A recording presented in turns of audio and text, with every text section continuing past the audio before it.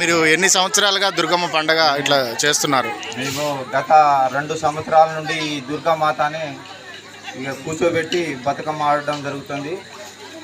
అదే ఆడపడుచులకి చాలా ఇది ఆనందమైన పండుగ. ఇంకా ఇట్లా తరతరాలుగా మనం బతుకమ్మని ఆడుతూనే ఉండాలి, దుర్గామాతని కూడా ఇక్కడ కూర్చోబెట్టాలని మా కోరిక. ఇది కంకాలి యూత్ తరఫున మేము కూర్చోబెట్టడం జరిగింది. ఈ వచ్చిన ఆడపడుచులకు కానీ పెద్దలకు అందరికీ మా ధన్యవాదాలు. ఎందుకంటే మాకు సహకరిస్తున్నారు కాబట్టి వాళ్ళు. ఇది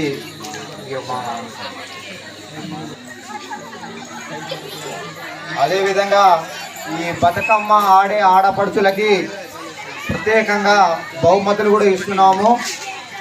ఇంకో విషయం ఏంటంటే ఈ దుర్గామాత ఈ ఊరిని చల్లగా చూడాలని కోరుకుంటున్నాం. ఇది